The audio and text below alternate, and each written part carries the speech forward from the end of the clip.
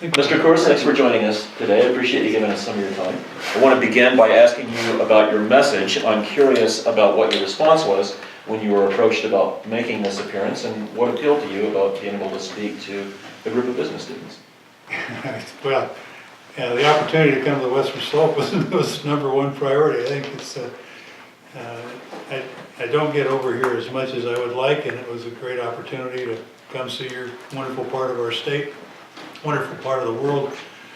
And I really enjoy the opportunity to speak to students, because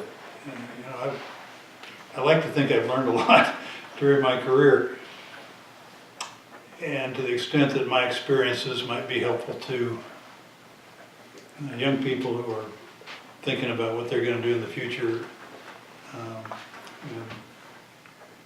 to the extent that I can give them some sense of encouragement and optimism, because I'm a cheerleader. My title says chairman, but what I do both in our business and as I do things like this, which I don't do very often because I don't have time, but is just be cheerleader. Tell me about the gist of the message that we're about to hear from you. Well, this is Entrepreneur Day, and so obviously I've toned my message to address the entrepreneurial spirit, which has really been a cornerstone of our company since even before its founding. Talk about my great-grandfather coming to this country, a land of promise and opportunity, and having the entrepreneurial spirit to start a small brewery on the banks of Clear Creek in Golden, Colorado,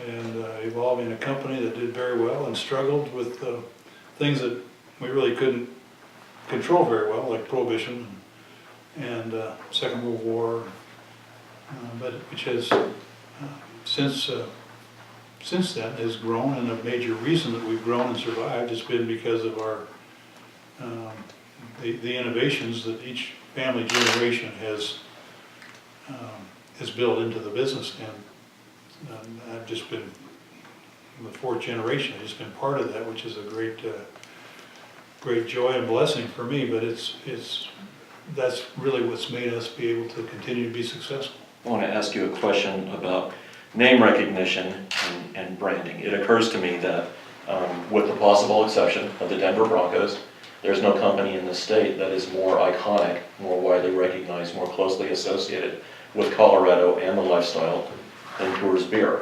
I'm curious if that has ever been a negative for you personally as you pursue other things in your life. Have you ever felt pigeonholed by that association?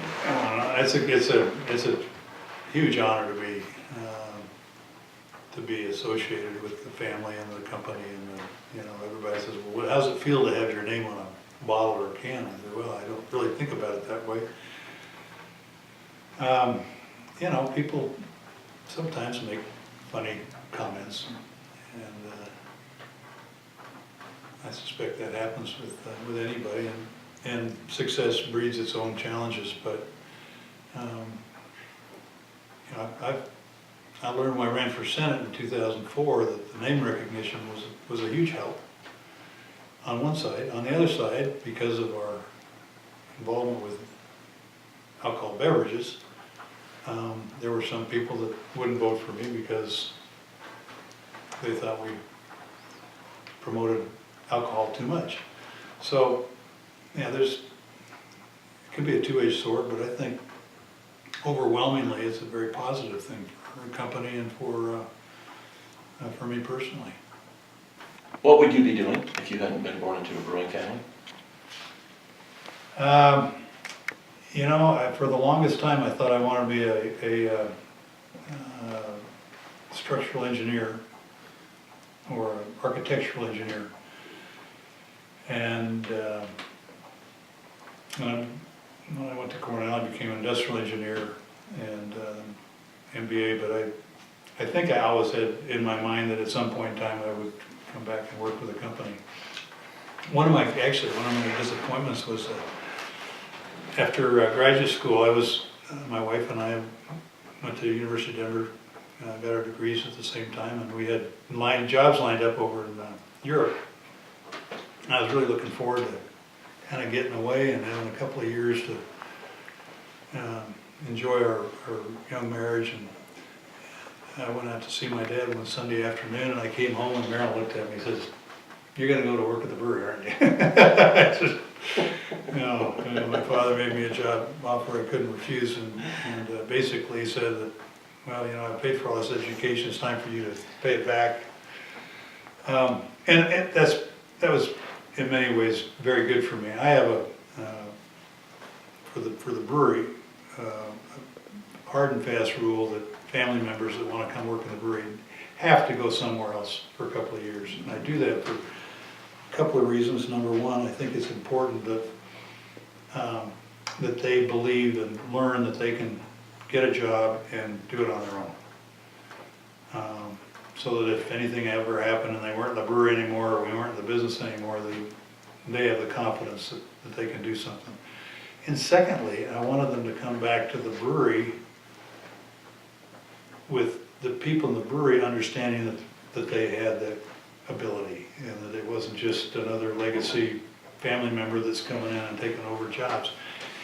And before I put that, it's unwritten, but before I put that condition in, I had a couple of nephews, a nephew and a niece, who just didn't understand why they weren't doing more significant jobs in the company. And it was not good for them, and it was not good for the company and the people they work with. So I'm just going to back up a little bit here. So. And they've done different things. My son went to work for General Motors as an industrial engineer for 2 years, and David went to work in the oil patch in the gas business in West Virginia. Daughter went to. Yeah, my oldest daughter kind of snuck through. She worked for a year and a half up with people, and then got hired in Puerto Rico, which was actually good because she learned Spanish very well. But she didn't clear the hurdle before she got the job. But she's done a terrific job. And then another one that worked for Xerox, and I wanted to come back and said, "No, you need a consumer package," because she could sell anything. Daughters tend to do that with their dads, but very good. And so she was able to get a job with Gallo, and she started off dusting shelves. She had 12 grocery stores, and that's what she did, stock and dust shelves. And then they brought her into, and she did some selling. They brought her into Modesto to help out on a new brand family that they were introducing and marketing. So great background experience, and so when she came to the brewery, she was ready to do a real job. So having that confidence is I think really important. Is there one particular period in your life or one incident that you can point to that has really shaped your philosophy, be it personally or business-wise? Well, first of all, I think I was very much influenced as I was growing up in my young adult years by my father and mother, who I have a great deal of respect for, and my uncle, who's really 96 now, and we still have lunch once a week, and he's a great inspiration. And he really pretty much turned the reins over to me in 1993 when we split the company up into the ceramics and technology companies and the beer company. He's just always been incredibly supportive, so he's a great role model. Specific time, I'm not sure. There's so many moments in your life when things impact you and you stand up and say, "Oh, I get that now." Whether it was politics. My dad actually told me, he says, "Whatever you do, don't ever run for office." And he was probably right, but and that's what I told my brother when he ran for Congress this time around. I said, "Joe, what are you, crazy?" But I think it was an important part of my life to have gone through that experience. Pete, we gave you the job of being in charge of economic development on the western slope of Montrose County, which Montrose is distinguished now by having the highest unemployment in the state of Colorado, 10.9%. What would you suggest we do if you were the economic czar? Well, I'd want to know what the root cause was and who it is that's unemployed, I guess, first. Are these unemployed that, there's a lot of factors that enter into unemployment. It can be people that say, well, what the heck, I can live off the land, I can live off somebody else's tax dollars. I'd want to know what percentage we have that are deadbeats, frankly.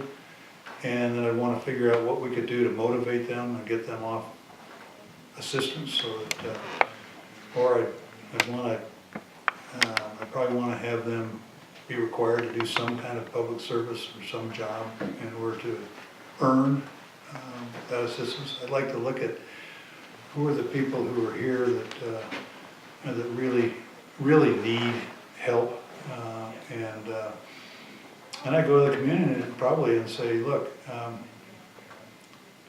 be happy to figure out how we can, let's figure out how we can provide some incentives to get people back working.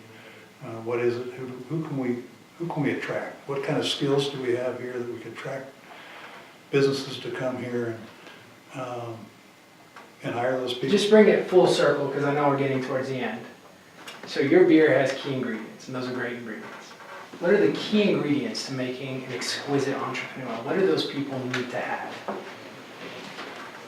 They got to have a lot of guts, and they got to be willing to take risk. I've never met an entrepreneur that wasn't a risk taker, that wasn't willing to go out and work really hard to find either the capital or the technology to help him with his idea or her idea. But you got to be able to say, hey, it's great work. There's a lot of security working for and I'm going to go through this with a couple of my kids now. There's great security working for a big company. Mm-hmm. Nice benefits, nice salaries. Maybe not the greatest salaries long term, but it's comfortable. And I said, is that what you want to do for the rest of your life? You might get promoted. Or do you want to go out and take a risk and put it on the line for something that you can build into something bigger? And you got to have passion.